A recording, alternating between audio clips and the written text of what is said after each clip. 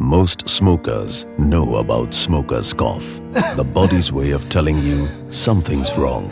But a persistent cough for 2 weeks or more may be a sign of something more serious. A cough, if left untreated, can lead to TB. Smokers have an increased risk of TB and of dying from it. Others exposed to your smoke also share these risks. Every bidi cigarette brings you and those around you closer to TB.